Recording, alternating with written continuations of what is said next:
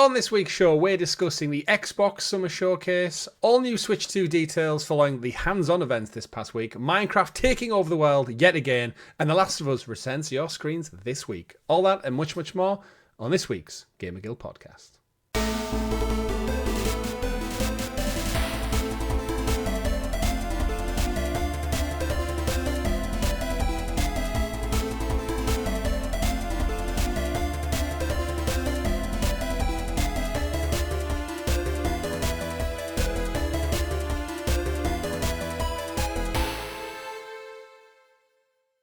Good game, everyone, and welcome back to your weekly gaming podcast, the GamerGuild Podcast, where we get together and round up all of the week's video game news for your listening or viewing pleasure right here on youtube.com/GamerGuild TV, available here on YouTube and up there in the digital clouds on your podcast platform of choice. Your players for the week are myself, Chris, at Arcane Rogue, and my man of many pixels, Mr. Richie. Hello, everyone.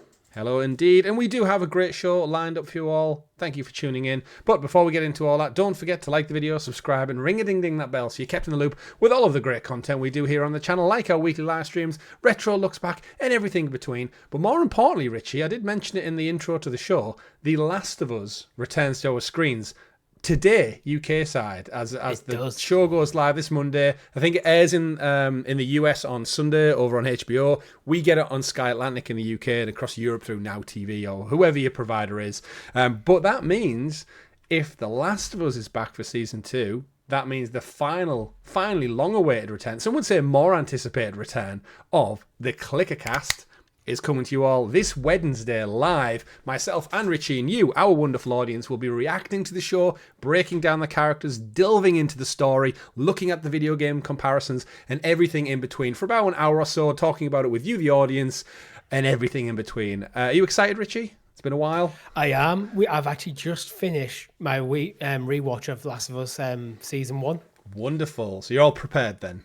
Yep. It absolutely flew over rewatching that, to be honest. There's only 9 episodes, but just like gone. It's great TV. And season 2 is only 7 episodes, so it's actually going to be a shorter run this time. Of course, if you are playing catch up, like some people are out there, season 1 is fully available now of both the show, of course, and the Clickercast. Available on podcast services and here on YouTube. We've got a lovely new intro paid for by our wonderful guild heroes, those folks who support the channel that extra little bit further to bring you those wonderful animated intros. So we do hope you enjoy all that. But yes, this Wednesday, join us live as we return to the world of Naughty Dog's The Last of Us. Don't forget we do have a merchandise store as well. There's some gear available there if you're looking for some t-shirts, some extra lightweight swag for the summer season. Shed those hoodies, shed those winter coats, get rid of your scarves and your blankets, folks, because it's short season. Basically, Chris is telling you to strip off. So wherever you are, strip off.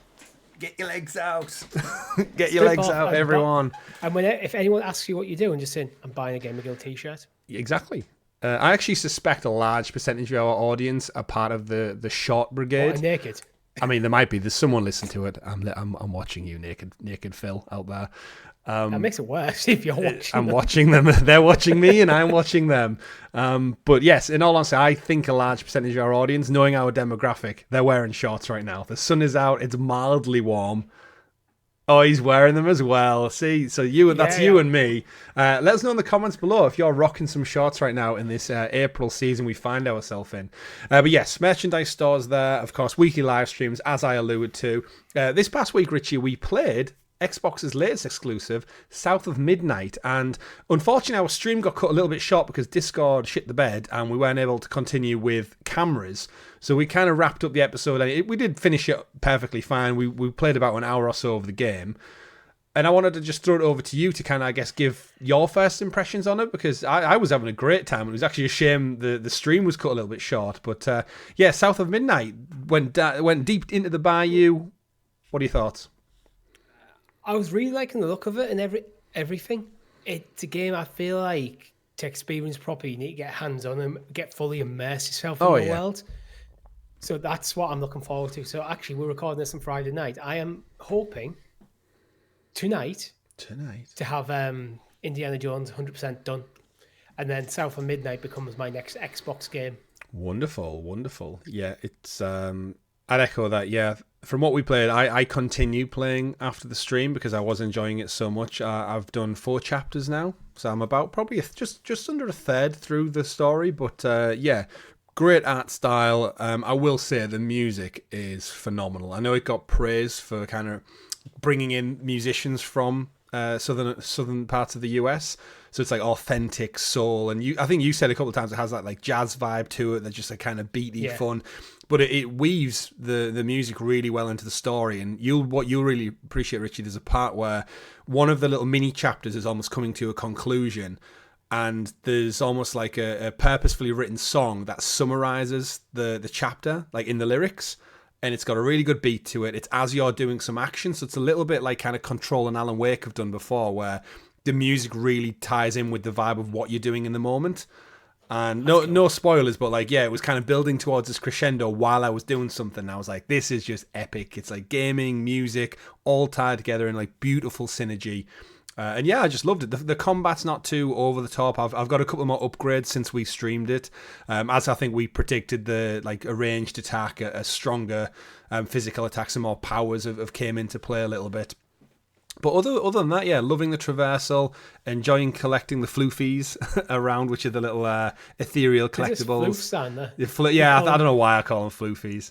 Floofies. But yeah, I think main character Hazel's brilliant. Some of the cast of characters you meet along the way are really, really fun. The catfish, the giant catfish that's in the trailers is there. I'm just about to meet Two-Toe Tom, which is the giant crocodile, I believe. All right. From the trailers as well. He's got like an island on his back, and there's a couple of more people we haven't even seen and came across yet in characters. But yeah, really, really enjoying it. I know lots of our audience in our Discord server have been frequently saying like it's just really, really good. And some of the little side stories are just thoroughly enjoying it and interesting throughout. So yeah, if you've not checked out South of Midnight, it's around 12 hours long. The reviews were coming in last week, did really, really well. So I think I'm really happy for Compulsion Games.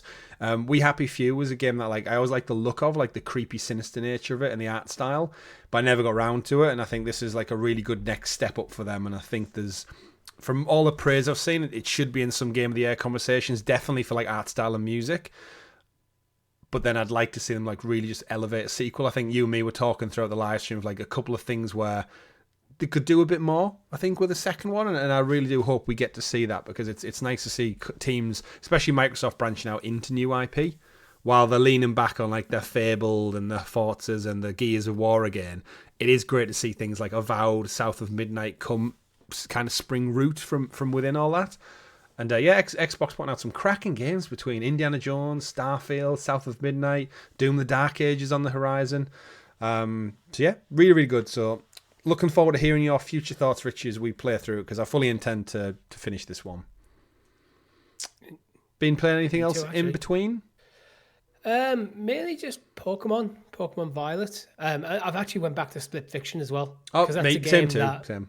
It's a game where I think I played like twice when it first came out, and we didn't touch it for about 2 or 3 weeks. Yeah. Just me and my girlfriend's schedules not fully aligning up to actually sit down and play games.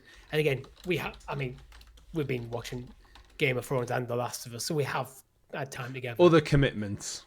Yeah, but it was like last weekend. It was like, we haven't played Split Fiction in a few weeks. On Sunday we played. That'll be, I bet, off the back of she spent some time with my wife and my daughter through the week, and they were talking about Split Fiction collectively, because I was talking to her about what we were playing. Yeah. I was talking to your girlfriend about Assassin's Creed Shadows, how far she was. She put me to shame. I think I was like, I'm 12 hours in, and she was like, oh, I'm about 50, 55, and I was like, damn it, child, it's my daughter that holds me back from that. She also has entire days off work during the week. That's true. But so we were talking about that, and then we'd mentioned that me and my wife were playing Split Fiction, but you're completely right. It's like getting that time.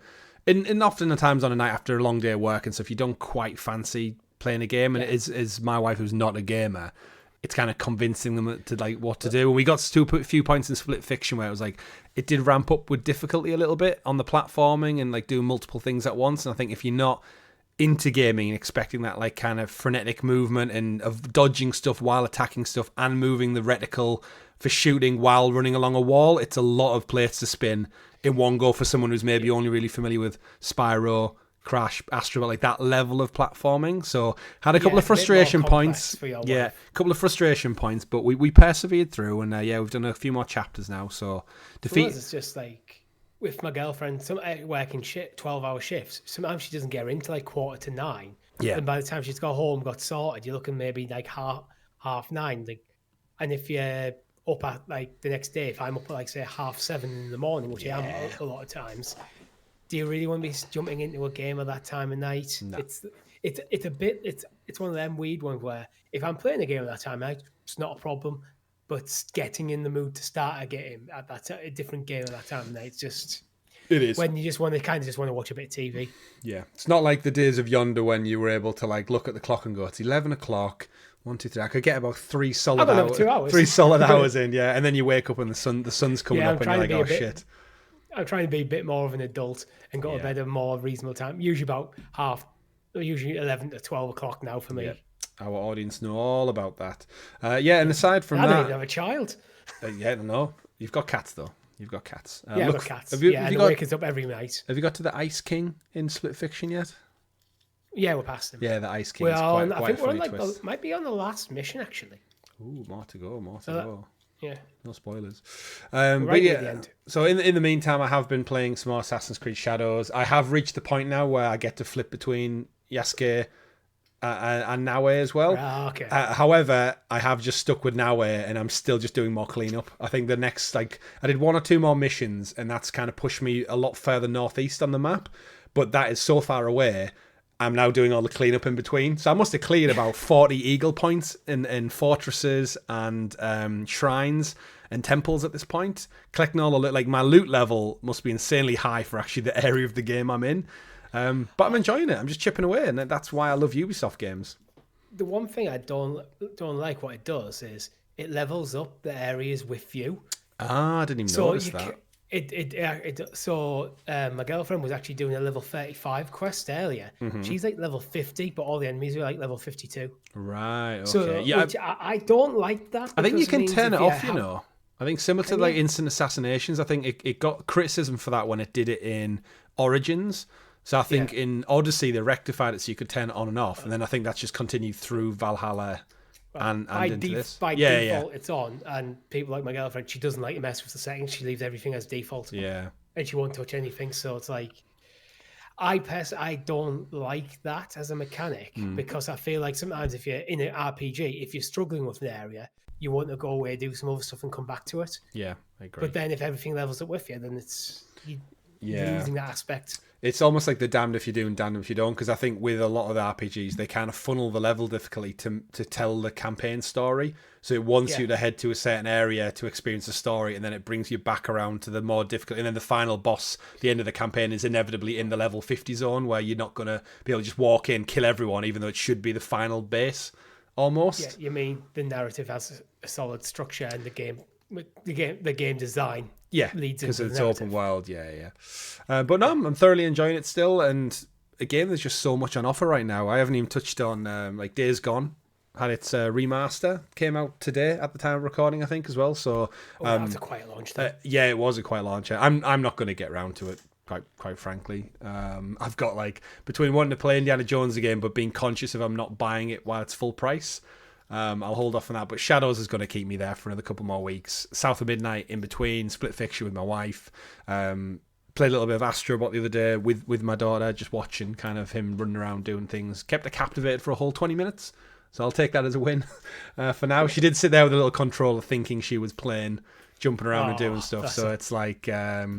she's very much in that Tales from Sonic Play number 2 phase right now, where just sit with a controller and think you're doing something, but we'll get there. It's a start. It is, absolutely. And she thinks every controller I own is hers. So immediately points at it, picks it up, risks breaking it. I've packaged away my 30th anniversary, my Astrobot limited edition controllers, just in case she gets them off the shelf and I come in and just smash to pieces on the floor. So, I mean, surely you knew this when you had decided to have a child, that all your stuff is now hers. Yes, but that's why I lock it in this room out the way. So we'll see. But yeah, plenty to play, plenty to do, and of course, Richie, as with every show we do every single week, plenty to talk about. But we can't get into all that until you introduce us to the graciously gathered GamerGuild Gazette, aka the news. And as always, the news every week is brought to you by our guild heroes, the fantastic folks who support the channel that extra little bit further. From as little as 99p, you can join the Gamer Guild and become a hero for click and join down below. You get all the extras, the perks, the bonuses. Richie's full run of Pokemon Blue is available now. We've, of course, had videos. Well, sort of full run so far. So far, yeah. So far. I'm about halfway through. And we'll probably have some other perks up over the coming months, weeks and such. But as always, sticking exclusive stickers and badges next to your name in the live chat. But more importantly, just support the channel. We couldn't do the Clickercast intros. We couldn't do this fancy intro we have. We've slightly rebranded the channel with like a fresh coat of paint and stuff. And it's all made all the more easier. Paying our taxes. That's something that really gets to us every year. We pay someone to do our business taxes because we ain't smart enough to do it ourselves. And we are technically... I messaged a guy, he hasn't got back to us. Great. But that's because we do run this as a limited company because you're all amazing, so we can do that. So thank you very much, and do consider click and join down below. If you listen on audio feeds, especially the naked people listen on audio feeds, I'm talking to you out there, do click join over on YouTube and help support the channel that extra little bit further. But Richie, let's kick off the week. Story number 1, Xbox have announced a summer showcase, which... we kind of anticipated, but it's nice to see it locked in concrete. June 8th, Sunday, June 8th at 10 a.m. Pacific time. That means it'll be about 6 o'clock British summer time over here. So we'll see what our schedule's like. We've covered these things in the past as and when, depending on what our work-life balance and stuff's like. But I always do love a good showcase. It takes me back to the days of E3 when you would just get 3-4 back-to-back days of just gaming news, reveals, trailers. It was just non-stop entertainment. It basically was Christmas time for the games industry. So just announced as part of the Xbox blog, saying make some space on your calendars. We'll be streaming on June 8th, as I said, following the footsteps of the 2003 Starfield Direct and the Call of Duty Black Ops 6 Direct. This year will once again be a double feature, and the Xbox Game Showcase will be immediately followed by an Outer Worlds 2 Direct. This continues their annual game showcase, bringing a look at upcoming titles from across the Xbox first-party studios, in addition to some incredible titles from the third-party partners.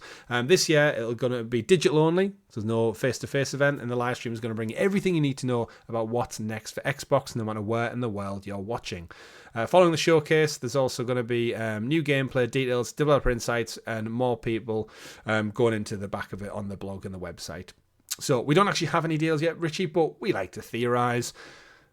Where do you want to start with this one? A couple of games we know about. Xbox having a cracking year so far. What's in line for the showcase for 2025? I am not sure. I think Doom: The Dark Ages is probably the next. It'll be big first party. It'll be out right by then. Is it the 15th? Is it May? Yeah, so it'll be actually so. I'm not going to say Doom: The Dark Ages. Take that back. Yeah, I'm going to quickly take that one back. I'm looking through a game's radar list who've got them in order. I think the next big game that is announced that has a date on it is Tony Hawk's, actually, 3 and 4. Oh, wow. When's that? July the 11th. Oh, so that's the week following this then, so...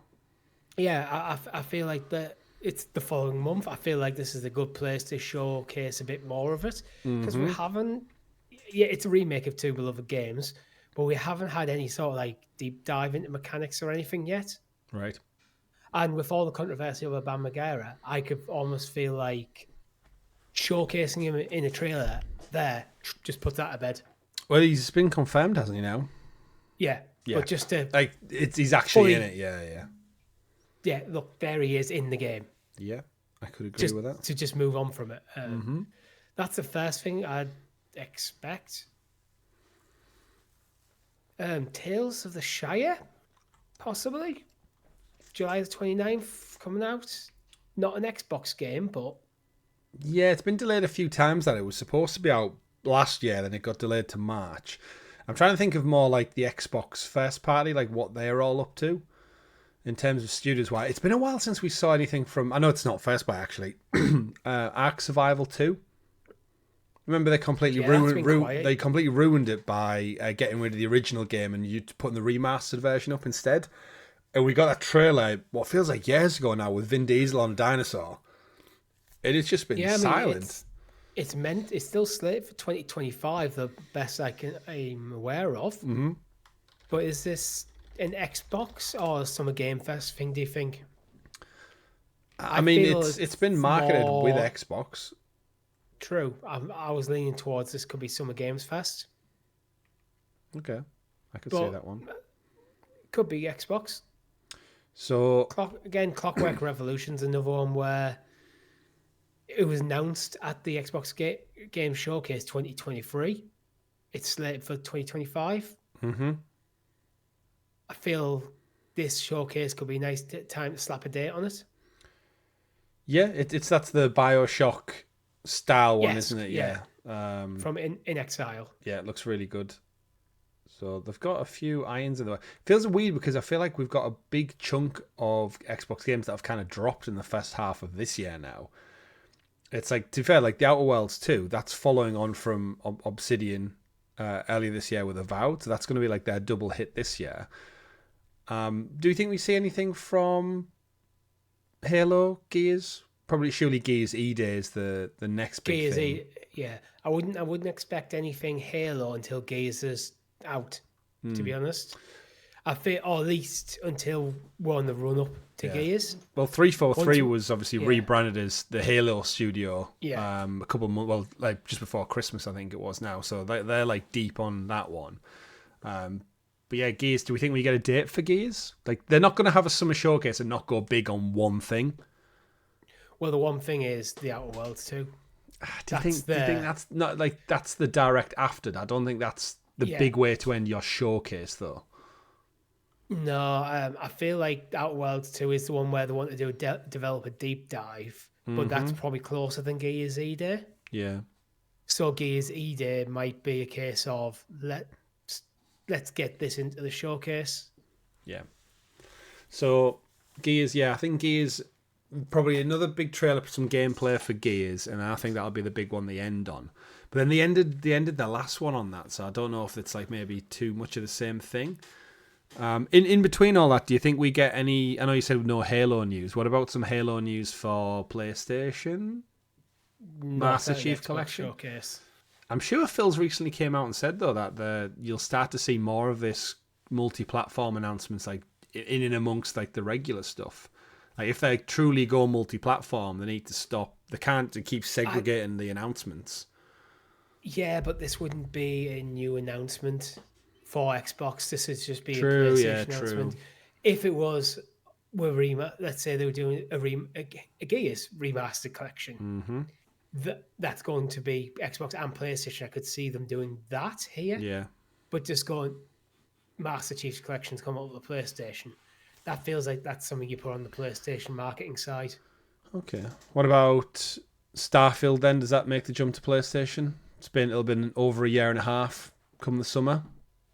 I think it's about time. Yeah, it could be. And maybe if they announce maybe a new DLC pack or something alongside it, something new for the Xbox fans to go, and then they get the also coming to PlayStation. Yeah, well, we had Shattered Space before the new year.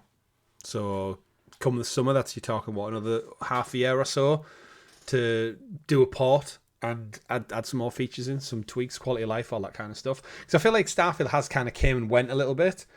But as with like the traditional Bethesda games, like they usually have a long tail life, so Skyrim's still good. No, yeah, exactly. They always just kind of have that like resonance where they stick around. Thinking about a couple of studios just dotting around what they've got. Arcane wrapped up on Deathloop a couple of years ago now. Who's the studio working on Blade? Is that Arcane? Because I feel like we are probably due something from them. Yeah, it's Arcane. Arcane, is it? Yeah, because obviously they shut down the one that did Redfall, but Arcane Leon, I want to say. Or is that the main one? Arcane. There was two of them, wasn't there? It's been a while since we spoke about Arcane. Arcane Leon is the one making Blade. Right, so they're the ones who made Deathloop. They made Prey, Deathloop, and Redfall. So which was the Arcane they shut down? Arcane something or Austin. Yeah, that sounds about right. So yeah, we've got that in the works as well. Obviously, Compulsion are done. They've put out South of Midnight, so they're going to go back into the tank. We've got back to Sorry, yeah. I think Blade could be a good one for this showcase, actually, because it was announced in December 2023. Oh, so it's been quite a and while. it's went quiet since. So about a year and a half ago, we announced it. So I don't think we'll see a date on it or anything, unless it's a 2027 kind of thing. I was going to say, I wonder... an acknowledgement of the game. Yeah, I wonder how much of Blade's impacted by the release of Wolverine on PlayStation. Like, are Marvel and Disney savvy enough to kind of keep their distance from each other? Because the revenue is going to go to Disney ultimately at the end of the day for both. So you don't want them both like, Christmas 2025, and then they both step on each other's toes with like similar on the boots on the ground, close fight style, frenetic. You know what I mean? They both use blades, ironically enough. I don't think they impact each other, to be honest, because they're not getting published by Disney or Marvel. They're getting published by PlayStation. No, but I mean the 30% cut is from both productions is going to go to Disney, so they lose out if the sales cannibalize each other, regardless of who's publishing them. There might be a clause that says they can't be within 3 months of each other or something. I mean, it'd just be tactical on their part, right? Not to cross the wires too much. Because why would you go out and buy... It'd be hard to handle that kind of logistics business-wise when you just license... It could be just a case of the IP's been licensed out, Disney just take the cut and don't have any say. Do you think we get to a world, potentially with Wolverine and Blade, where they both release within a year of each other, one on Xbox exclusive, one on PlayStation exclusive, and then the way the world is in games are kind of just merging between platforms now? Fast forward a year on from them two releasing, and you see Blade on PlayStation and Wolverine on Xbox. Again, don't know how much say Disney have, but surely they look at the money and go, well, why would we not port it to the other platform? There's X amount of consoles there. Like in this future world, we're thinking of like next gen, Switch have got PlayStation games, Xbox games are on everything. Like fast forward another half a decade, are we going to be in a world where just stuff goes to everything? I don't think fully, because I think what would happen, I could see Blade coming to PlayStation, but not Wolverine coming to Xbox. Yeah. Because what I think will probably happen is it'd eventually fall into the abyss where things like Bloodborne are in, or The Order, where the rights to them games and who has to have approvals and stuff are a bit murky. And I can't see Sony putting the effort in to port the game. Yeah. So they'd have to probably give approval for the game to be ported, which they might be willing to do. But that would then require someone from the Xbox side, to be passionate enough to pitch that to Disney to get PlayStation to allow it to come over. Yeah, that's where I'm wondering about like multi-contract layers from their standpoint, where they're like, actually, well, if you want to make a sequel to Wolverine, you also have to port the original one to Xbox, and vice versa for the Blade deal. Yeah. It can be on Xbox exclusive for timed only, but then you have to port it to PlayStation. And I get what you're saying, where it's easier going that direction because Xbox has the lesser footprint. Yeah, and they're the smaller one. Willing. Yeah. If they have that will there, so it's if we ever see one of the Spider-Man games on Xbox, yes, I think we could see it. Yeah. Until that day, because that would be the perfect test bed for something like that from the Sony side. Give them Spider-Man, see what happens. Absolutely. And especially their relationship with Insomniac, having made Sunset Overdrive an Xbox exclusive. That's like probably the best Sony studio to do that port because they have that insider knowledge of how Xbox works. But we digress a little bit on that one. It's already running on Windows, and Xbox is just a modified version of Windows. There you go. Money on the table. Would be largely minimal. So money on the table. id Software, obviously they've got Doom Dark Ages coming out imminently, so they're pretty much tied up with that one. Double Fine. Not seen anything since Psychonauts 2 back in 2021. So they've had a 4-year incubation period, and their games tend to be on the smaller side. So I think we could see the next big thing from Double Fine. Didn't they announce it's not going to be another Psychonauts as well? I believe so, yeah. I think it's a new IP they've said they're working on. So a little bit longer. But I'd imagine it's in the same guise, like just a smaller scope game. Could be. The one I want to bring up is Hollow Knight Silk Song. Because that is a much anticipated game. It was announced at an Xbox showcase. It's confirmed to come to Game Pass. We've recently seen it at the Switch 2 Direct. Yeah. It feels like this could be the place to announce it, because if it's always been planned for Switch 2, they might not have been allowed to announce it until we had the date for Switch 2.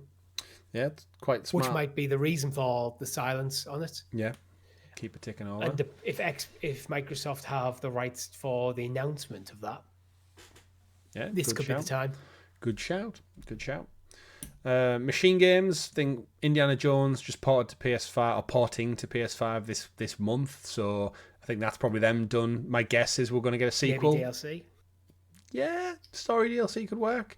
If you want to do story DLC, I think announcing it now is probably a smart move, because you don't want to fall in the trap of having your DLC announced too late after the game comes out. Absolutely. Especially on a single player game that doesn't really have much staying power once you finished everything there is to do. Yeah. Having nearly finished the game now, do we reckon a sequel's on the cards? It was praised last year. It obviously missed out on the Game Awards because of the cut-off date, but I think Troy Baker was praised. It's had its port. It's sold well. It plays well. It's a cool concept. Yeah. I think it is. It's just it's a solid game. I don't have any real major gripes about it. Good. I agree. I think and maybe something that could make it a bit bigger. Mm-hmm. More zones to go to, more biomes, effectively. And I guess in a world where Harrison Ford is no longer making movies, this probably is the future of the franchise. Yeah, just keep going. It's actually good. Maybe go even further into like the puzzle solving element of it, because that's sometimes where actually I think the movies don't do as much as you remember. Yeah, they also got away from it as every new entry came out. Yeah. Mojang, Minecraft's huge at the moment. Once again, we'll get to that later in the news because there's some viral stuff going around.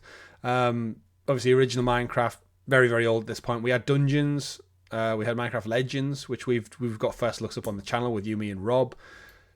Do you think Mojang have like another partnership game out? Like, I think Minecraft's just going to be one of them eternal games, isn't it? Where we get any kind of spin-off you can connect to that universe. Obviously, the core game will keep going. We'll just probably get updates for it, right? What more can they add to these blocks? Well, Dungeons was 2020, Legends was 2023. Maybe another spin-off for 2026, a Legends 2 or something. Yeah, quite possibly. Well received, but never going to crack that original nut of Minecraft.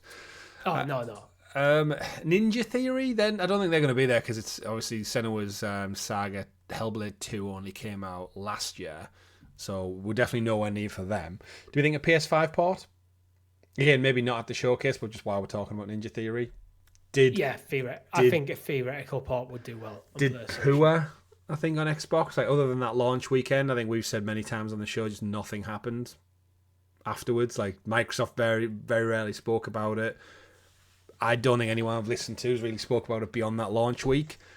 So I think a PS5 port is like squeeze that last bit of juice out of it. And you got to remember, the original game is a PlayStation game as well, so the audience is familiar with the branding and stuff, and it's more in line with what we've seen traditionally from PlayStation games anyway, that third-person story type game. But yeah, I think squeeze a little bit of juice out of that franchise and then see where the studio goes. I've got another pitch for like an ender of the show. Perfect Dark. Yeah, Perfect Dark. The initiative and Crystal Dynamics, so it's kind of first and second party. The trailer from last year was fantastic as well. Yeah. We don't know when it's coming out, but I think another footage and slap a year on it. That could be a nice year on it. Playground obviously working on Fable, which just got punted to next year, I believe. They delayed it to. And then inevitably, Forza Horizon. Forza Horizon obviously going to have a huge month next month on PlayStation because it was like top of the pre-order charts. It's basically going to eat Gran Turismo's cake for a couple of months of this year, I believe. But yeah, Playground, again, just sit on Fable. I don't think you need to rush it this year. I think Xbox has got a stacked year already. And we haven't even touched on like Call of Duty and such yet. So plenty going on there. Rare, just keep chipping away at Sea of Thieves. Do we see anything more from Rare? Like a little spin-off project maybe? Or are they fully on Sea of Thieves now? 2018 was Sea of Thieves. But then again, last week I think it was reported they've sold 2.4 million on PlayStation. So maybe like that extra swell in their player base is like, no, we double down on what's making us money right now, which is this live service style game. There's Everwild. Which one was that? Was that kind of like artsy? Yeah. We only saw a brief trailer, didn't we? Yeah, we haven't seen much. I haven't seen much of it. I can't remember when it was announced, but it is rare. So in October 2024, Everwild development was reported to be going well with parts of the game in playable form, so it might be a bit too early, actually. Yeah. It was 2021. It was first announced. Oh, so would you something? Yeah. Development began in 2014. So it should. Again, I think they've been distracted with Sea of Thieves, so it's what makes them money. I think it got a full reboot, restart development in 2021. Right. Oh well, we'll have to see on that one. Yeah. Tango's obviously gone. Hi-Fi Rush is now with the PUBG team, Crafton. Coalition, we've mentioned, working on Gears. I think you're right with the initiative. I think their big one might be Perfect Dark at the end because that last trailer looked amazing. So hopefully that'll come together and show something decent off the back of it. State of Decay 3 has been delayed a few times, right? I believe Is State of Decay 3 out? No, it's one of them games. If you told me it was out, being announced or launching in 2026, according to this article, so probably see an update from State of Decay 3 then. And yeah, I think that's about it. Really, we've got obviously the Elder Scrolls ticking away. Not really touching that. I'm more excited, I think, with all of the studios we've talked about, just new things, and I think that's what Xbox are all about at the moment. I'm going to throw a wild card into the mix. Studio wildcard. Square Enix. Final Fantasy VII remake. It was announced to come to Switch 2. Right. Which suggests the exclusivity is finally up with PlayStation. Finally. That is a get for Xbox. It is. Certainly is. So cool. Xbox Showcase coming this June. Folks, let us know in the comments below what you think Xbox will be bringing to the table this summer. Anything new? Anything old? Anything crazy? Let us know in the comments or in the Discord chat. Keep that conversation alive. Speaking of keeping things alive, Richie, we've got this month's PlayStation Plus catalogue games for the month of April, which features some quite decent titles. Kicking things off, coming on, if I can find the date, April 10th, we've got Hogwarts Legacy. We've got... Terrible game. No one should ever play it. Blueprints. Lost Records Bloom Range Tape 2, which is part 2 of it. Road to Masters, which is the EA Sports PGA Tour 2025. Battlefield 1, which is the best Battlefield in many, many years. I played up. But it's not the first one. It's not. And then on PlayStation Plus Premium, you're getting Alone in the Dark 2, which is one of the older ports. And War of the Monsters, also, which is the 2003 PlayStation 2 classic. That also actually got ported to PS4 when they did like those 10 PS4 classics a couple of years back. Great game, War of the Monsters. You get to fight as like King Kong, Godzilla and stuff, and just walk around like a mini map and throw radar towers at each other and smash through buildings. And as you imagine, a bit of a brawler, but a 3D one. But yeah, overall, I think decent couple of additions. I think Hogwarts Legacy is a huge win. Just by how big that game was. Again, the only game in the last decade to pip Call of Duty to more copies sold, which just tells you the scope. Which, in a weird way, also means surely everybody has it at this point. The one I did want to... some people who don't. Oh, of course. Because there is still people who don't have Mario Kart 8, and I'm one of them, so it's possible. That's true. There's a few of you weird people out there. I guess... The other one I wanted to talk about, though, was Blueprints. I don't know if you've seen this one, but I've seen a couple of people talking about it in the in like the kind of gaming sphere with podcasts and stuff like that. I just wanted to bring up its Metacritic because I don't know anything about this, but I know Jason Schreier, who works at Bloomberg, who he's well known in the industry. He was quoted this week in an interview saying like it's one of his favorite games of all time. And this is someone who knows his video game. It's currently sitting on a 93 on Metacritic. And this could be like the indie darling of the year that comes out and just blows people away. I don't really even know what the game's about. Like, I don't know if you want to pull up a Steam review a little bit, and I'll just read some of the reviews, because I want to just shine a light on this, because it's getting a lot of traction right now. But yeah, 93 on Metacritic. Let's have a look at just pulling one of the two reviews. Eurogamer gave it 100. I wanted more strange possibilities from the spaces I live around, but with Blueprints, I get that. What an extraordinary game this is. IGN France gave it 100 as well, 10 out of 10. A skillful blend of gameplay and compelling storytelling make for an adventure puzzle game that is not to be missed. The Guardian gave it 100 as well, and the fact that Blueprints is the best titular homophone in video games, sorry Fortnite, it's a game about the blueprints of Mount Holly Estate, a naturally and magical mansion that, like this, has a story. In this, the family behind it, the fantastical wider world in which they live, that you will draw you to the 46th room and far beyond. So I know something about the game is like you go through levels of the house as you go up through it. That's about the gist I've got from it. GameSpot gave it a 9 out of 10. They said it's one of the most memorable video game experiences they've ever had. It is at once accessible and impenetrable, frustrating and euphoric, like each of my dozens of permutations of the Manor Holy House itself. It's truly one of a kind. So it sounds like there's a house that evolves like procedurally generated levels. But yeah, I think Jason Schreier said he'd put like 120 hours into it already. And it's only been out a short while. I think he might obviously got a review code. 10th of April.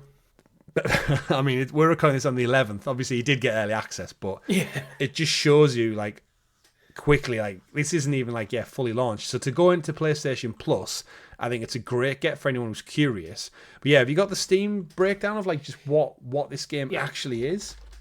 Yeah, so the blurb is... Welcome to Mount Holly, where every dawn unveils a new mystery. Navigate through shifting corridors and ever-changing chambers in this genre-defying strategic puzzle adventure. But will your unpredictable path lead you to the rumoured Room 46? And the tags, it's got puzzle, exploration, mystery, investigation, and 3D. Oh, 3D. I'll do look at later. Yeah, 3D. So... yeah, I don't really know. I'm guessing I think people who enjoy puzzle games, like The Witness, I think was another one that got like 10 out of 10s and stuff. And I think if you're into that kind of like classic puzzle solving, but yeah, this one just apparently nails it on all fronts. So actually, the synopsis continues a bit. Upon reaching a closed door in Mount Holly, you decide what room appears behind it, and each decision shapes the path as you navigate through the manor. Every door can reveal new and exciting chambers that contain their own unique challenges and secrets, but be careful how you draft, for each day the manor's floor plan resets, and the rooms you saw today may not be the same rooms you see tomorrow. Okay. So you're kind of crafting this manor house as you travel through it and to unravel the mysteries of it. So it seems like each room has... It's essentially like an escape room, but if it was a game, right? Yeah. Is the vibe I'm getting. Each room you're going to solve a puzzle which is going to unlock another part of the house. But because the house is procedurally generated, you kind of write your own story as it goes, seems to be the gist. But, you know, I can't argue with the Metacritic, and I can't argue with some of like the reviews I'm hearing and reading about, so... I think it very much falls into the category of games that you need to experience yourself to truly understand what the game is. Mm-hmm. But yeah, it does fit, because you do get games like that where it's like it seems hard to compare them to anything else, so you don't really have anything to grab onto. Yeah. Because I can kind of summarize going, yes, when you travel through the mountain, when you get to a door you haven't been before, you decide what the room on the other side is going to be. I got nothing. But that doesn't give you why that's interesting or good or what that does to the terms of the story. But then when you get people like Jason Schreier, IGN's give it a 9 as well. So it's getting 9s and 10s everywhere. There's got to be something there, right? Yeah. There's really got to be something that words don't fully capture. Yeah, I agree. So between Hogwarts Legacy and the seemingly breakout hit Blueprints, you've also got Lost Records Part 2, which I feel like, I know we covered it a couple of weeks ago, like Lost Records, obviously a variation, a spin-off of the Life is Strange franchise, like by the same developers. Not spin-off, but you know what I mean, like spiritual successor. Yeah. I feel like just like Life is Strange suffered last year round, I feel like Lost Records is just it's just one of them genres, I think, similar to Telltale games, where it was a moment in time, and I don't think there's not really an audience for that anymore. Almost like the young college student audience has grown up now, and they're like, eh.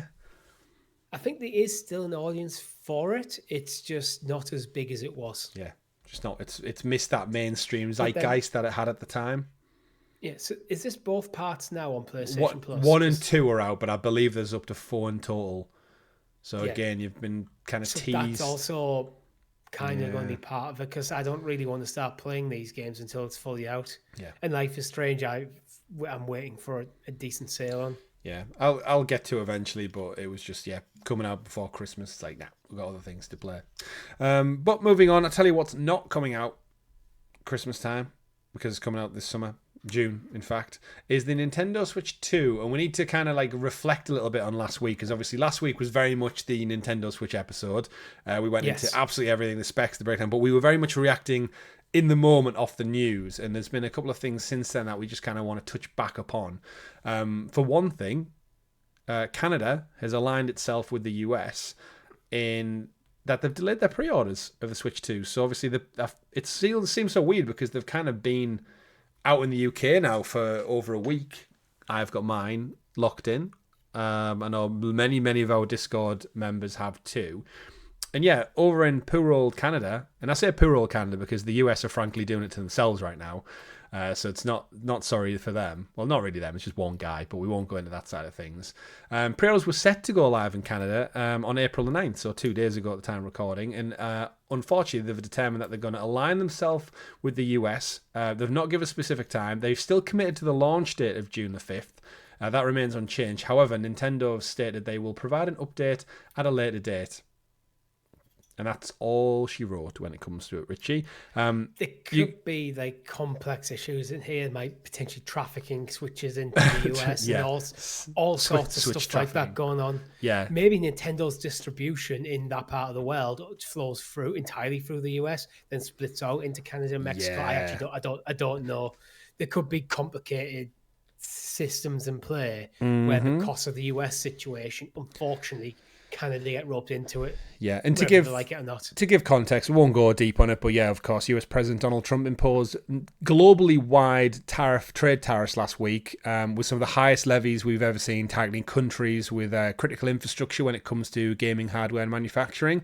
More importantly for the Switch, it was Vietnam and China, where a lot of the hardware parts are made and stuff. I think the chipset's actually made in Japan, which again I think got like 35%. So you're talking collectively like just short of 70% in tariffs. It feels like a great hit of America's recent enemies in like the last few hundred years.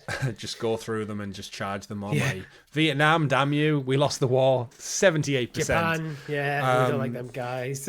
But again, China seems to be the biggest one. They're like 100%. Give it a few years and it'll be Germany the targeting. It's again, we won't go into it, but obviously he's put a postponement on all that now for like 90 days. So by the time the show goes live on Monday, we might find that 3-month gap actually allows the Switch to launch and be okay. Because remember, this isn't just Nintendo that are going to bear the brunt. Sony also manufacture a lot of stuff throughout Asia, utilize China as well. Probably Microsoft are you'd like to think are the most protected just because they're US based. But even then, I bet they outsource a lot of their hardware manufacturing to China and stuff. I think it's with Nintendo. It's what they're doing is because they haven't changed. They haven't changed the release date. Mm-hmm. They're pulling pre-orders. I think that is entirely down to a pricing strategy. Yeah. Because if them as a company are going to be hit by massive tariffs, they need to make sure it's profitable. Mm-hmm. So, and if they don't know what it's going to cost for them to sell a Switch 2 in America, they're going to not commit to people pre-ordering it until the last minute. Yeah. You got to imagine they had like the chart that said like, if we sell it for this much, we make this much. If we sell for this much, we make this much. And then now all these tariffs have came in, and almost like it felt like every other day was a different percentage. Level. It literally, unprecedented. And then they're sat there going, well, what does that mean for us now? What does this mean for us? Because then they need to look at all the individual components that make up that console and go, well, actually, now this costs us 10% more. Thing. It could be, Japan's government might be reaching out to Nintendo going, you are about to launch a potentially era-defining console in gaming, like the successor to the Switch, can you hold off? Because it's a big thing for Japan as a country. Yeah. So it's mad, isn't it? And yet here we are. So it's let's just say it's been a difficult time, I'd imagine, over at Nintendo headquarters.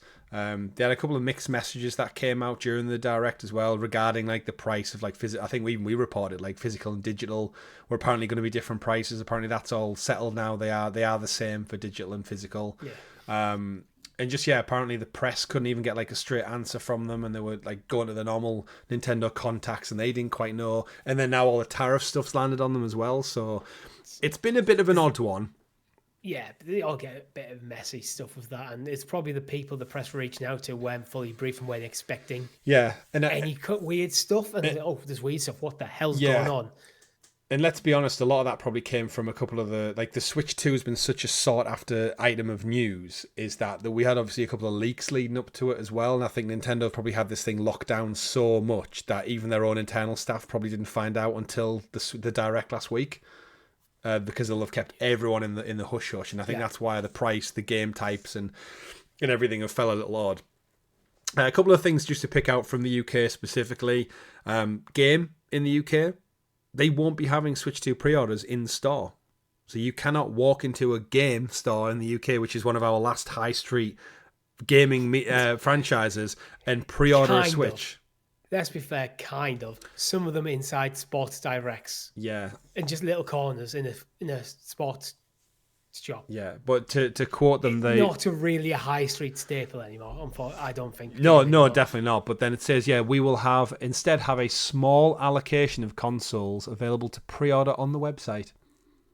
So this is somewhere that over the decades has had like midnight launches, people queuing outside to pick up their consoles, and we're at a point where they don't do in-store pre-orders, and they only have a small allocation for their website. How the mighty have fallen, Richie, if they ever were mighty to begin with. I think most of our Discord guys have got theirs through Argos. That's who mine was with. And I think at the moment, if you pre-order, to dig the knife in even deeper, Richie, if you go and pre-order in-store, for collection in-store, Argos will give you a £10 voucher off Nintendo Switch 2 accessories. Damn. So they're even like sweetening the deal of like, come and get it from us. But right. If you're listening and you're in the market for a house, let me know, because I'm not allowed to buy a Switch 2 till I sell my house. Well, I'm not going to buy it off you, but I understand why. Yeah. So it's there. And for those who are looking around and maybe pre-orders are out, as a top tip, check the mobile phone companies, because a lot of them do tech now. And a lot of them do them on finance as well, so you don't have to buy it maybe like outright in one go. You can spread it out. But yeah, my brother's got, I think, his last 2 PlayStation 5s when they've been sold out pre-orders everywhere, because he works nights, so he's usually been a sleeper at work, and he's not been able to pre-order at midnight or whenever the launch is. So I've sent him the link, and he's ended up getting his last 2 through his mobile provider. So yeah, keep your eyes peeled. The allocation, I wouldn't be surprised if they have more than game now, like the likes of like EE, Vodafone, or 2. Easy. Like another couple of quick stories just to round out on the Switch details. The Switch cartridges, Richie, are still going to taste bad. We asked the question last week during our breakdown. We didn't have the answer, but since then, obviously the press have had a full hands-on week in New York. It was all like quite secretive. They weren't allowed to record certain game captures, and they had to do it in a particular way. How many people do you think went to press events and went, "Oh, can I change the game?" Lick. Can I just check it? Can I just check it? It's like, no, it does taste bad. But yeah, the Switch 2 director, Dahuriro Doda, said, we don't want anybody to any risk of unwanted consumption. So went on to continue that, yes, if in fact a Switch 2 game card does enter your mouth, you'll spit it out, he continued. Which I guess, it continues. Nintendo Switch producer Koichi Kawamoto also joined in and said why you shouldn't pop a game cat in your mouth, stating he did indeed lick an original Switch game, but once was more than enough. Never again, he said. I can't believe that other people are trying that. It's just more of like one of them internet viral things now, isn't it? Where it's like... Yeah, it's because It's so stupid. Like you need to know. Yeah, you need to know. So yes, they will fall. I don't know whether there'll be a different taste, but it'll be a foul taste on the rest. And alluring to leaks, in and amongst all that and the Switch news, obviously great pre-orders are out. The US and Canada are doing their thing. We'll see what happens with all that. We got some leaks actually, Richie, which is quite a rarity. A Nintendo-related leak included footage of a scrapped Retro Studios game, as well as a unreleased Ridge Racer title. According to a thread on Reddit, which it seems legit because there's actual footage and stuff that have came out of it, different builds were found for a Nintendo Switch development kit, which included an old Splatoon debug, a version of Rhyme, an unreleased Lego Civilizations game, an unreleased Ridge Racer prototype game, an unreleased Retro Studios game, or internally known as Project Harmony, and a Nintendo's ARMS debug kit.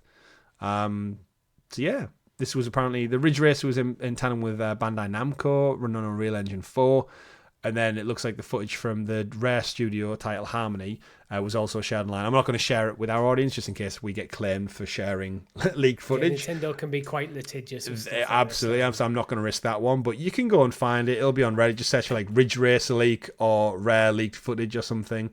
And you know what? I don't think we'll actually see these games because Splatoon 2 was 2017, ARMS was launched. Again, it's an old debug kit, so it's probably something that was left around a couple of years back, and it's just it's been nabbed, it's been stolen, sold on eBay, whatever happens. It's flogged probably. Yeah, but I mean, if you look at it, the Ridge Racer looks like a racing game. I don't know what more to tell you. It doesn't look as pretty as Gran Turismo or Forza are going to, because it never was. And it was probably more just clinging on to the game. The rare one, however, Project Harmony, does look like, I would say, something akin to Banjo-Kazooie, maybe. It looks like some kind of like RPG to do with music. But that's about... You have changeable characters by the looks, with different abilities. It's very basic in terms of its design. It's like block framework. It looks like the character designs are kind of there. Yeah, mixing between like a girl, a bird, some kind of like, I mean, three, 4 different size characters, which I'm guessing all have their own different skills, features, powers. A flying fish of some sort, and I'm guessing similar to Banjo-Kazooie, you use that to traverse the world, find stuff, do stuff, collect things, and progress. Probably like a whimsical fairy tale story. Like the girls, I guess the girl's the main character, and you can almost like tame other beasts, which it looks like there's 4 of them. Yep. But yeah. Seems to be. But alas, it is no more. So some Switch leaks, but I'm sure they've doubled down on much better titles to come out of it. One of the other things I wanted to touch on is the kind of pricing structure of the Switch 2. So we spoke and we broke down like the Switch game prices and the kind of the difference between there was 3, right? There was the Switch 2 only games, there was the Switch 2 remastered, which is the Switch 1 games, and then there was the digital copies, I think, that moved over. But one of the things, I was listening to NVC, which is IGN's Nintendo podcast, this week, and they go into a little bit of depth about like kind of the variations on them. And now if you go into a shop, you're essentially going to be hit with like 3 variations of the same game. And Nintendo have since confirmed actually that if you buy one of these Switch 2 remasters, essentially, they will have the full remastered version on the cartridge, because there was some concern. It looked, a lot of the box art was throwing people off, where it looked like you would go in, Richie, if you wanted to buy, say, Tears of the Kingdom remastered for all intents and purposes. Switch 2 edition. Switch 2. It would have the cartridge with the Switch 1 version on, and the box would include a digital code for the Switch 2 version. And that was going to annoy a lot of people. So you're going to buy the remastered version. So imagine me buying The Last of Us Part 2 remastered, but it comes with a PS4 disc of the original one and a digital code to actually upgrade to the PS5 version. That's what we're talking about. And a lot of people saw the box art with a little red tag across the bottom that described that, and rightly so, kicked off, because you're essentially, it sounds like they were just repackaging Switch 1 copies behind the scenes and throwing in a code for the upgrade along with it. Nintendo have since clarified that the cartridges will come with the latest remastered version on, but they can't promise the same for third-party companies. So like the Ubisofts of the world, EA could quite happily do the same thing. Save money on production. Yeah, exactly. But yeah, just I know there was some discourse back and forth about the games. The biggest one for me was the Switch 2 editions of games, because they're charging like full price for them still. So like if you want a Nintendo Switch 2 edition of like Kirby, for example, if you don't already have the game, Switch 2 edition Kirby, just to give you it doesn't even have it on Amazon. That's how rubbish it is. It's basically full price, like 65 quid, something like that. And it's like, this is what, a 4-year-old game, charging 65 quid for it? Bit of a stretch. Yeah, Nintendo games don't really go down in price, though. They don't, Tears of the Kingdom is, on Argos, actually, is $64.99 for the Switch 2 edition. Mm-hmm. But it's reported by The Gamer that the upgrade cost will be $10. So if you're savvy, you can go buy the Switch 1 edition, buy the upgrade, and you probably save yourself a couple quid. Yeah. But yeah, to be honest, I don't actually mind if the full remaster is full game price because of the update, because you can pay for the upgrade path separately if you already have the game. And if you haven't, this is a brand new game to you. Do you know the Kirby game doesn't come with the DLC either? Doesn't it? No, that's 20 quid extra. So it's the Switch 2 edition, but it doesn't come with the Star-Crossed World DLC. On Argos it does. Kirby and Forgotten Land, Switch 2, Star-Crossed World pre-order, $64.99. It's got Star-Crossed World on the box. All right, might be another one I'm thinking of. I was doing the garden while I was listening to this podcast, so fair. Don't hold me to it. But yeah, it's one of them things. But as you said, I think Nintendo always lock in their prices and very rarely budge them, which I think from a software standpoint, it legitimizes it a little bit more. I think Ubisoft almost like shoot themselves in the foot a little bit because they like discount so heavily, you almost like condition your audience to go, we'll wait a little bit. The interesting one is Donkey Kong Bonanza is $64.99. Mario Kart World is $74.99. Yeah, why the difference? For 2 first-party tentpole like flagship games for the launch window of the Switch 2. Yeah. Why the difference? Yeah. Is it just the Mario Kart effect that they know they can slap any price on it and still sell absolute tons of games? Well, you'd imagine a lot of the Mario Karts are going to be the bundled in one, which is £20, £30 cheaper, right? You end up paying like 50 quid for Mario Kart with the bundle, which is the one I've opted for because it makes sense. You're going to want Mario Kart. You're going to play Mario Kart, and it's going to be evergreen. So maybe that's it. By adding that £10 onto the price of Mario Kart World, you're making the price of the bundle look better. Yeah, agreed. But moving away from Nintendo, I'm sure we'll have Nintendo Switch news out the wazoo over the weeks and months to come. Last of Us, Richie, we touched it at the start of the show. HBO's show's about to kick off. PlayStation couldn't go another week without announcing, and this is not a joke, everyone, another release of The Last of Us on PlayStation 5. This now comes in the form of The Last of Us Complete, which includes The Last of Us Part 1 remaster and The Last of Us Part 2 remaster on PlayStation 5. This is available now for pre-order. The digital version is priced at $94.99. There's a collector's edition, which comes with a steelbook and some posters and a thank you note from Neil Druckmann, priced at $109.99. I just don't know. It's going to release on 10th of July, which I'd say is in line with probably the end of the show. So like season 2 finishes, and then here's another version, which I guess is if you've never played it before. It is probably the ultimate way to play it. It's the 2 remastered versions of the game and includes the Left Behind DLC, which I bloody hope so because it's part of the story. I mean, I love this franchise, but I feel like I'm at just at absolute exhaustion point with like, does it need to happen? My reaction to the price actually is probably a bit overkill because it is 2 amazing titles, PS5 games. Yeah, 100 quid. I mean, so if you go like 50 quid a pop, that's not terrible. I mean, if we go back to what we just talked about Zelda, right? The Tears of the Kingdom Switch 2 edition is what, 64 quid? That's for one game, and that game's what, 8-year-old at this point? Yeah. So you're right. Yeah, splitting it between 2 50 quid games. And again, if you've never played it before, I think what makes it worse with The Last of Us is the original game came out on PS3.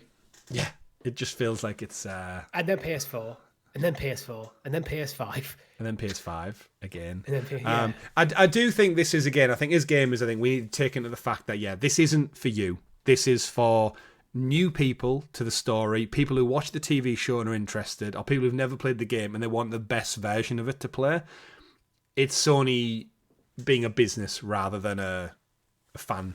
Yeah, and you can just go buy the PS3 version if you wanted to, or the PS4 version of the PS3 game. Yeah, that's still available. Yeah, still available. You might even be able to get it from Game. I think that's the key. If the original version is still available, then do what you want. Because if you don't want to spend the money on this version, you can just go buy a different version. Yeah, absolutely. Arguably, this is now the definitive way to play it. That's still. But if I was to do it, if I was to buy The Last of Us complete now, assuming I didn't have The Last of Us already, I'd be tempted by the Steelbook version. Yeah. And I would, if I wasn't moving house and I had money, I'd be exactly the same. A couple of things, I guess, to take away from this is, one, they're calling it complete. The Last of Us complete. And this kind of had a moment of realization for me. It was like, is this Naughty Dog literally saying, like, this is it now? Because we've theorized a little bit before, and it's like, and I think after we finished part 2 more recently on the channel, full thing's up now, go check it out, live streams available, it does wrap up the story completely. And Neil Druckmann's, we've quoted him in the last couple of weeks on the show, saying like, he might not have another story to tell. And I think now they've moved on into Galactic and the show's became what it is, I feel like I would be okay with them just calling it at 2. Yeah.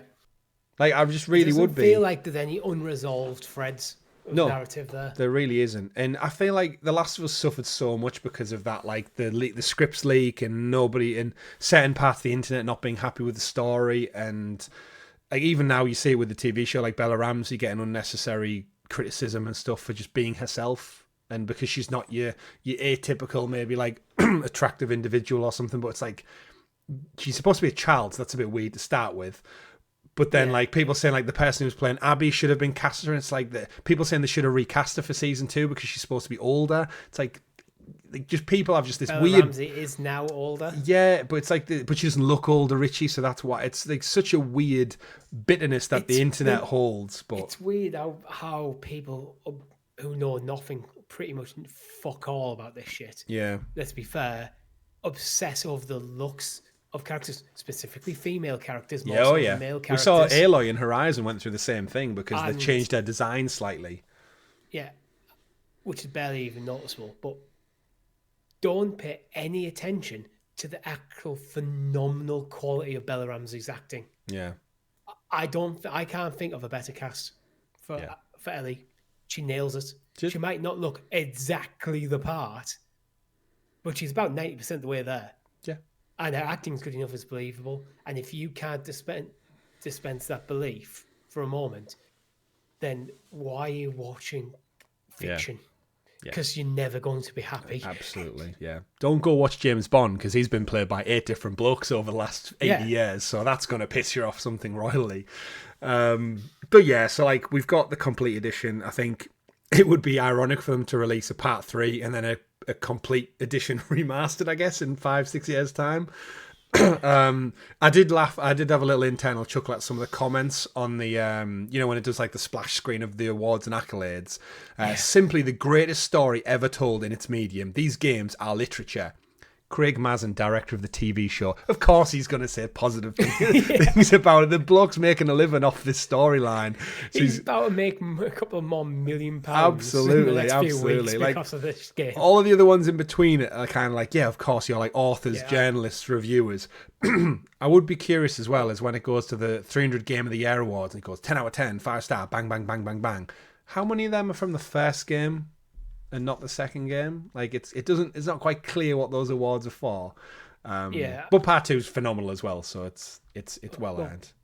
Back to the game, I don't think Neil Druckmann will touch The Last of Us again unless he has a very clear story he wants to tell with them characters in that world. And he probably has some drafts and some outlines of potential stories, But if there's always that question mark of, but why tell it? Yeah. Is not Ellie's story done? Am I forcing a story on these characters? Yeah, absolutely. Then sometimes you're just better off actually going, you know what? 2 parts, we're moving on. Yeah. But I completely agree with you. And if I had the money, I would have this complete edition because I've got multiple variations of the game now, but I can't justify getting a 4th version of this game just to have that copy on the shelf. If I had no children and more income, 100% that would be going into my collection. But yeah, I don't quite need it just yet. But yeah, I'm sure there'll be another remastered out by next week, so we'll be okay. Moving on to some quick news stories for the rest of the show. I do have a little surprise for the end of the show, Rich. I don't know if you've seen it in the notes yet. I have. You cheated. I don't know much about it. Good. That's good. I watched. I know the answers to the first 2. Oh, dude. We'll get to it. We might get to it. We'll see. Yeah. Mafia the Old Country has got a release date that's leaked this week. So we knew about Mafia from its announcement at the Game Awards, I believe it was. 2K seemed to have accidentally leaked its own release date as well. The Steam News promotion went up as part of the PAX East panel this past week, and it straight up just said August 8th, 2025. The article and post has since been taken down on Steam. But I mean, this is pretty much just a shoe-in, right? Yeah. It was part there. Hangar 13 haven't done anything since the remastered back in 2021, I'm going to say, off the top of my head. 2022, maybe. Which we're still waiting to come to Stadia. We are still waiting to come to Stadia. But yeah, this is, of course, the kind of prequel to all of that trilogy. This is going back to the origins of organised crime in the old country. Gritty mob story set in the brutal underworld of 1900 Sicily. You're going to fight to survive as Enzo Favara and prove your worth on the Cosa Nostrada in this immersive third-person action adventure set in a dangerous and unforgiving era. And it looks really good. I think it could be a really good game. I think if you've not played, like me or you, the previous 3, I think this could be a really good jumping on point. Best looking game to date, modern hardware, detached from the original trilogy, almost like a mini reboot in a way. And I guess if you enjoy this one, you've got 3 more to go and experience. So yeah, I'm hoping it does well for them because Hangar 13, with pardon the pun, are probably hanging on a little bit after the low performance of Mafia 3. And then they don't really do much other than Mafia. So if this fails, they kind of have to go down with the ship. So it's a bit like Borderlands, isn't it? This where it's the 4th entry in a long running series that it's got acclaim, but they've never really hit the heights of the first one, like 10 years on. And I think this is a make or break for them. Yeah, I think so. They're just the games that just have never jumped out of me at me. Yeah. In like the huge plethora of games out there, I'm aware of them, but they're never on the list of that. I'd want to give that a go. Yeah, I don't think they're bad games by the looks of them. They're just not. There's something that isn't drawing me in. Yeah, I'm with you on that. And maybe it's just the genre, like Mafia. It's like westerns. They've not really been a thing in pop culture for a long time now. Like there's a space for them, but I guarantee you, my granddad would probably prefer a Mafia story than or a movie or a TV show than I ever would. So it's like, different things. Another quick couple. We've got Age of Empires 2 PS5 port. It's been confirmed for the 6th of May, so you won't have to wait too long for that.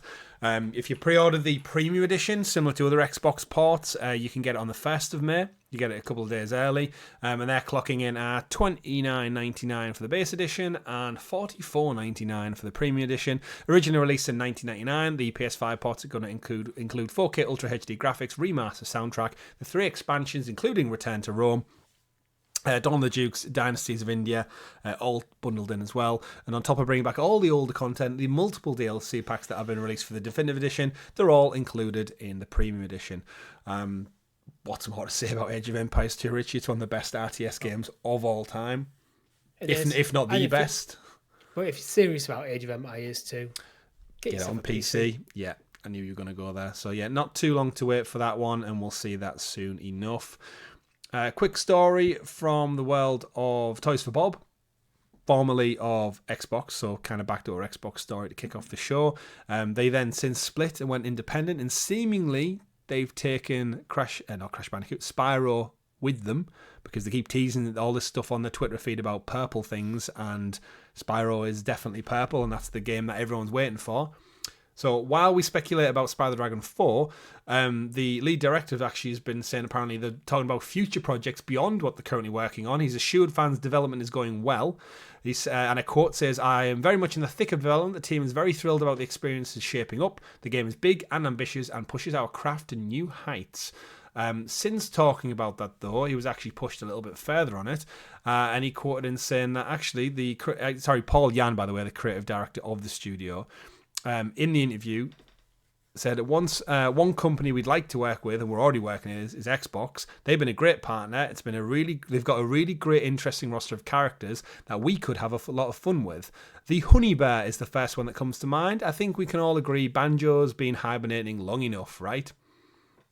I think that's just straight on the nose saying, like, yep, we're working on something now. It's very exciting. It's great in scope, but we love Xbox's relationship with us. They've got a great list of characters. Like Banjo, look directly at the camera, wink, wink. Like, it makes you wonder, has he had a meeting recently with Phil Spencer and where he's a kind of agreed in principle, like you get first shot of a Banjo game? Yeah, well, I'd imagine Spyro's probably... It could have even been part of the right to win the split, like we won first shot at a Banjo game. Yeah, let us do it. We're working on Spyro now. That'll be done in maybe a year or two, and then we'll jump over to Banjo-Kazooie. You've got to remember, this is the team who've recently done like Crash Insane Trilogy. Crash 4 released recently, Crash Team Rumble, but I think that was more of an Activision decision than Toys for Bob. Hence why they probably wanted to get away and go independent so they could have that choice, their power. And yeah, I think we get Spyro 4. It'll probably do what it's expected to do. And then I think, give them Banjo-Kazooie, because let's face it, Rare is so far beyond coming back to this franchise now. Give it to someone new. Breathe fresh life into it. And if there was going to be anyone, Toys for Bob have done it 4 times on the bounce now. So fully trust them. Going back to our first story, Spyro 4 could be announced at the Xbox. Oh, yeah. Full circle. I like it. I did think of it during the first story, but I figured I would save it for here because fits. Well, they've been teasing it. Maybe now's the time to actually go. We're actually doing it, guys. Yeah, it's legit. Yeah. And one more thing that is legit is we got the news in the UK this week that Universal will be building a UK theme park down in Bedford. Is it Bedford or Bradford? Bedford. They've bought like 700 acres or potentially up to 700 acres of land. We're going to get a Universal Studios or an Epic Universe or whatever it looks like. And although it's not directly gaming, the WB relationship and the Nintendo relationship kind of means it is for all intents and purposes. And I just wanted to kind of run it by you, Richie, as we've probably got a couple of years out until this thing's actually built, and then probably even more until it's open. The rumours coming out of it are that this one could include things like Lord of the Rings, a Mario World, which is what's over in the States right now. They've got it over in Japan. It's doing incredibly well. And I think the way the games industry is, I could see gaming franchises being like that next big thing to make its way into theme parks. We've had it kind of cross synergy between like comic books and stuff in the past, and the Disney parks do it as well, of course. But ultimately in the UK, I always think we've really been bad at theming theme parks. Like they go, it's like say Nemesis at Alton Towers, but all it really is a darkly painted roller coaster with like a couple of like entrance things. It's like the whole park in itself is never themed. And I think when you go to a Disney World park or a Universal park, it ultimately fully embodies what the theme of fantasy or science fiction or whatever it's going for. It fully embodies it, from the queues to the path to the foliage that they use, the signage. It's all fully, you are in that world. And we've seen it with like the likes of Harry Potter. Lord of the Rings is a big one. I think Mario is one. Any kind of gaming franchise you think could wiggle their way into this alongside Mario Land? Well, we know Harry Potter won't be, because I think Watford's got like the Harry Potter experience, and I think the rights to Harry Potter theme parks in the UK isn't held by Universal. So and I think there was people from Universal quoted us saying it's not fully off the cards, but it's not likely. It's not going to be their first priority. And that makes sense, right? If you have a very successful business selling Harry Potter merch just outside of London, why would you want to pull that audience to a different part of the country and potentially cannibalize it when you've got other franchises like Jurassic Park, Lord of the Rings, and other ones sat there? Lord of the Rings is an interesting one because for full breakdown of this, actually go see Ned the Rings YouTube channel. He talks about it. Yeah, I watched from that. the Lord of the Rings point of view, where it seems to have been cut from the initial BBC article that straight up mentioned Lord of the Rings being there. But then that's also the article's since been retitled, and reference to Lord of the Rings it seems like it might have been pulled. Yeah. So I'm putting a question mark against that, but I think they'd be stupid not to have an area themed around Lord of the Rings in the UK. I mean, they've got Game of Thrones as well with Warner. If it is a Warner Brothers deal, obviously. Although the Tolkien estate is notoriously difficult to deal with, so they might just be. But don't Embracer own it all now, though, right? They bought it all from Middle Earth. It's so skewed. I don't even want to get into it now. Yeah, but I would might the Tolkien estate might hold the right to reject the impact. Yeah, but then Embracer have some. Amazon bought some for Rings of Power. Warner Brothers have some because we just had War of the Rohirrim come out before Christmas, and it's like it's a whole thing. But I mean, I would love to go and walk through Rivendell or climb Helm's Deep or like whatever kind of world they can recreate. Or even just go on a ride where I'm sat on Treebeard's shoulder and he's taking me through Fangorn. Just anything like that, I'll be down for. But yeah, it's coming to the UK. Curious, interested. I'd like to see them expand on Mario Land because Florida's a long way for us to go here in the UK, and it's very expensive. And I want to go on Mario Kart in real life. I want to go on Donkey Kong's Crazy Barrel Ride, and before I die, feel like a Nintendo Europe needs to exist. Yeah, it does. Shame about the weather, though. Shame about the weather. Right, I just put in Spain. Last quick couple of stories, Richie. Have you seen the Minecraft viral stuff going around?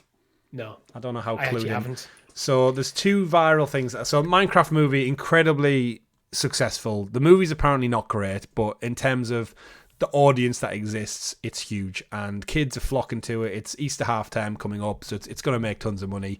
It's already made, it's already broken records, and it's eclipsed Super Mario Brothers opening weekend for an animated adaptation of video games. It's earned a whopping $301 million in its opening weekend, so like £233 million.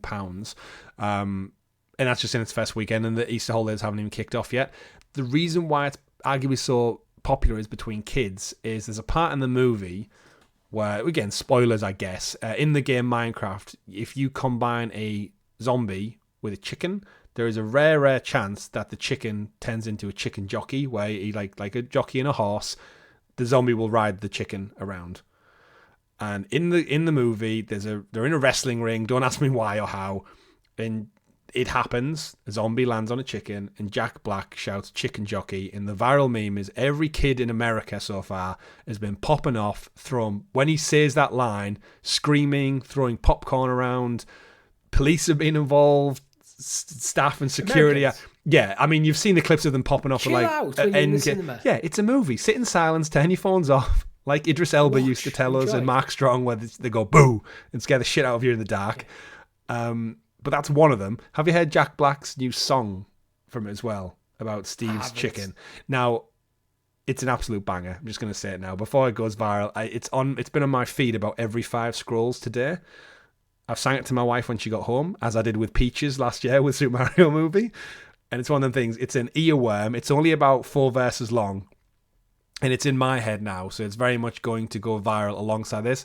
I just wanted to include it in the news because, off the back of this movie, it's going to because it's got that viral sensation and it's already attached to Minecraft, which is huge to begin with, it's going to do well. I just want to say, Jack Black out there, I know we appreciate him for Tenacious D and stuff, and other people appreciate him for School of Rock, but between this chicken song, Peaches from Super Mario, and the Britney Spears remix he did for Kung Fu Panda, he's had 3 absolute banger. If he wrote jingles for adverts in the 80s, he would be minty. He'd be like Charlie Sheen in 2.5 Men, living off the royalties of these adverts. But yeah, after this episode, Richie, go listen to it. It's Steve's, just search for Lave Chicken. That's what it's called. So basically what you're saying is we totally call what Minecraft would do. It'd be a mediocre movie, but would absolutely smash records and everyone in the world will go see it. Yeah, and it's doing just that. June, just that. Yep, sounds about right. One thing that's not smashing records, unfortunately, seems to be the PlayStation concert. It's reported that numerous dates are being delayed and others cancelled across European countries. This is a live stage show featuring music from across PlayStation's 30-year history. The tour kicks off in Dublin this month before moving to the UK for 6 dates, and then it's going to tour the rest of the world across 2025 and 2026. However, over on Reddit, some people are saying they're getting ticket notifications from the supplier as of this Monday, saying that they've been informed that events in Poland were not going to go ahead. Even though people pre-ordered them, bought them, paid for them. Even the buy ticket links are still working, but apparently there's no information from PlayStation yet on what this is. Some say they've been delayed, some say they've been cancelled, but this seems to be across Sweden, Norway, Denmark, Germany, Italy, and Austria have also been cancelled. Richie, we've got tickets for this in like 2 weeks' time. We're going to see it in the UK. I've seen nothing. My immediate thing was like, shit, check my emails. Yes, I checked mine too. We're still good. We're going to go and see the beauty of orchestral music of PlayStation titles, hopefully, and have some drinks and be merry. Any concern or surprise like why this is happening? I thought this would be like a slam dunk. Like concerts, orchestral things are like really, really popular. I've done a Jurassic Park one. I've done a Muppets Christmas Carol one since then. Lord of the Rings in concert. Like they're huge money spinners now for like classic pop culture. Is it just the wrong time, or is just PlayStation not as popular as maybe we thought? Only 150 odd million in the wild. Do you feel like these might be getting cancelled because of the lack of ticket sales, or could there be something else going on? Because they have meant to have some performances by people like Gustavo Santaolalla from The Last of Us, Ian Eshkeri from Ghost of Tsushima, Bear McCreary from God of War. So maybe it's commitment for some of the high-profile people that are necessary for it to work. You think they'll actually be there? It's not just going to be like their music; they're just the writers.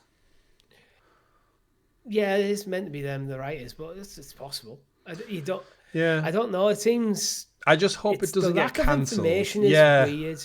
So close to the actual event as well. It's like the AO Arena in Manchester that cancelled things like the night before. Yeah, but it's not like one arena is cancelled because of problems with the arena, or it's not like a consecutive run of dates because of some sort of weird logistical problem. Yeah. It's scattered across Sweden, Norway, Denmark, Germany, Italy, and Austria. Definitely weird. And obviously, it's weird. So I hope no one listening to this is affected. And we're certainly not, hopefully. No. Yeah, me too. I'm fingers crossed. I'm looking forward to it. Just 2 weeks away. Too. But speaking of music, I wanted to round out this week's show with something a little bit different. We won't do it all, but I wanted to kind of put it over to our audience. We've got a musical game quiz that obviously our audience... I went with music because I thought our audio listeners, those dirty freeloaders, I'm looking out for you out there. Richie, I'll share this with you, I guess, so you can hear the audio with it as well. That comes with it. I would expect. I do not have the video up. You're playing this from a YouTube video. And full disclosure, as I said earlier, I have cheated. When I was doing my research on this, opened up, watched the first 2 episodes, realised you're probably doing a quiz and turned it off. Yeah, that's good. That's good. So yeah, my thought with this is alongside our audience, you can play along with us. Right, though. If you keep, that's good. That's good. So this is a musical quiz on a YouTube channel called Kabunio Gaming.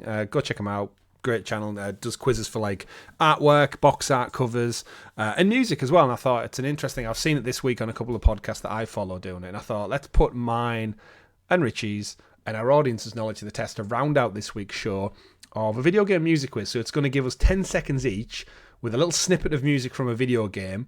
And we've just got to guess the game, Richie. It goes very easy, medium, hard, very hard. So I'll be curious. Maybe we do this over a couple of weeks. Something like fun to end the show on. That's a little bit different. Just to see where we get. So without further delay, let's get into it and see how good we know. Of course, if you've not played it, you probably won't know, but we'll see. So let me know if you can hear this to start with, Richie. Hey, listen. I should click watch stream. That will help. Yes, I can hear it. Good, right. So I'll go back a second. So this is the first 10. Let's get into it. Here we go. I cannot see the video right now. The video doesn't actually give any prompts. It's just AI artwork by the looks of it. It's all about the sound. So shut your eyes, folks. Listen along. And as it says, listen. Hey, listen. That's not the Legend first of one. Zelda That's not the first one. This is the first one. I have no idea. Really? Nintendo something. Super Mario World. Is it? Yeah. All right. Yes, it's Super Mario World, the title theme. All right, number 2.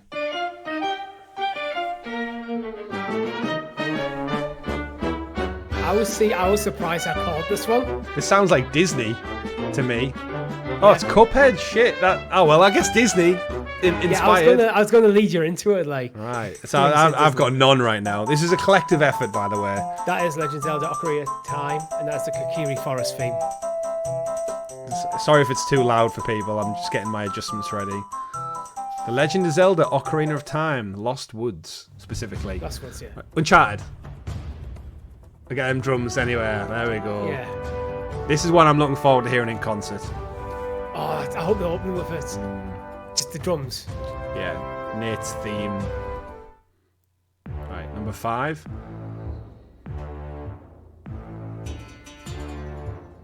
Ooh. Sounds like I'm in a cave of some sort. No idea. Oh, this is Papers, Please? I think that's the I've indie never game. played it. This feels like maybe Doom? Yeah, it's got to be Doom. I don't know which one. Should we just say the franchise if we get the... it is Doom Eternal. Doom Eternal, yeah. Yeah, it's definitely too hardcore not to be Doom. I'm getting Nintendo vibes. Yeah, I'm getting SNES vibes. No idea though. Oh, it's Donkey Kong Country. Now it's kicked in, that last little bit of jungle beat. I don't know how many we've got and how many we haven't now. I haven't been keeping score. Final Fantasy? Oh, it's Silent Hill 2 remake. So that's quite recent. So it's saying easy, but most of these I haven't played. Super. The Stardew Valley. Stardew Valley. It is. Oh, you got it. Nice. Oh. This is number 10. Metal Gear. There it is. Right? Yeah. Yes, it is. Yeah, Metal Gear Solid main theme. Dun dun. God, that doesn't give you long, does it? Pokemon. I don't. With blue, red, yellow. It's the original, right? It's Yeah. You're playing it currently. I am. Yeah. It is. Yeah. Pokemon, blue, red. It's the lab theme specifically, if that's a thing. Oh. Final Fantasy. I'm gonna guess again. Oh no! Is this Smash Bros? It is Baldur's Gate 3. Wow. Nowhere near I that. wouldn't have guessed that. Oh, this is. I recognise it. Nintendo again. I'm just gonna guess that. Oh no, it's not. I mean, it's F-Zero. Yeah. The original yeah. F-Zero. Shit. Disney sounds Disney. I'm not doing well at all. It needs to get beyond Nintendo to something else.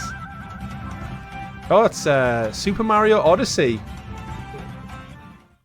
I haven't played it. I recognise the company. Well, that's grand. God of War? Oh, it's God of War. Oh, that was a guess. God of War 2. I mean, I got the franchise, but not the game. I was picturing like big fights. Nintendo again. I want to guess. Any guess? Wario Land 3. I didn't have it at all. No, I didn't. Assassin's Creed? I'm guessing the platform. Yeah. Assassin's Creed. Odyssey? Oh, Witcher 3. Fucking hell, I'm so Wild bad at this. Hunt. Wow. That's Banjo-Kazooie. Oh, it's got to be, hasn't it? Yeah. Yeah, absolutely. Whack, whack, whack, whack. I can hear the noise, the annoying noise. When you've got a banjo and a kazoo. Yeah. Banjo-Tooie specifically. Banjo-Tooie, yeah.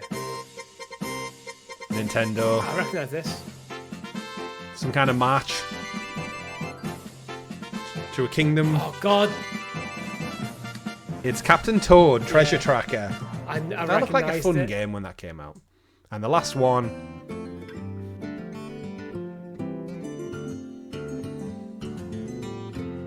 I'm getting fantasy, mystery. Oh, it's Hearthstone. Wouldn't have got that. Card game. Yeah. Well, there we go. How many do we get, Richie? About 2. Yeah, I think we did. Considering that's the easy one. But then again, if you've played it, it's one of them weird things. Like, you're not just going to know it if you've not played. That was definitely a Nintendo round heavy, though. But yeah, slightly different way to end the show this week. We will still have a look. Let us know in the comments how you did. If you like the musical quiz, if you want us to keep it in for a couple more weeks, we can definitely go back to it because it's fun, right? Listen to songs, they all sound great. Who doesn't love a good 18 or 16-bit tune to start things off as well? April 11th on this day in video game history, Richie? Just nice and quickly. Nothing. Anyone? Nothing at all. Well, Dark Souls 3, but not for me. Anything on the 12th? Not really. Oh, Ratchet and Clank reboot on the PS4. 9 years already. Jeez. 2016. Well done, Tanks. Not sponsored. We're probably the only thing that's never been sponsored by. We are now. Now you've said it out loud. It's definitely going to be back. 13th of April, Richie. 33 years ago, The Legend of Zelda: A Link to the Past. Amazing game. 33 years ago. Some people claim it's the greatest game in the franchise. I think the free argue when it comes to Zelda fandom. If you're arguing the greatest game in the franchise, it's Link to the Past, Ocarina of Time, and Breath of the Wild are usually their arguments.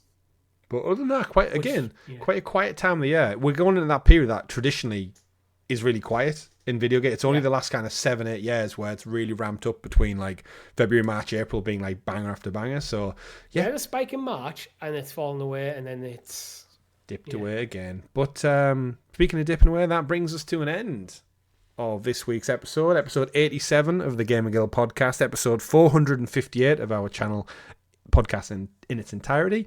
Thank you very much for tuning in to this week's show. Don't forget, of course, like, subscribe, ring the bell, do all that stuff. If you want to support us a little bit more, you can become a guild hero by clicking join below. From as little as 99p, you get early access to Richie's Pokemon Blue playthrough so far.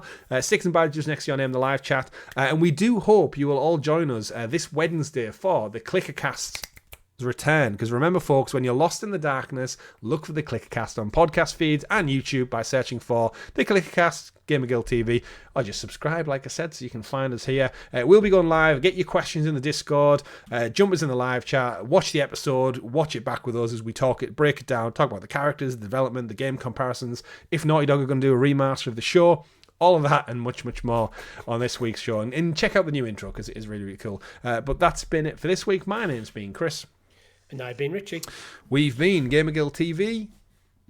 Remember, folks, play whatever makes you the happiest. Goodbye. Bye.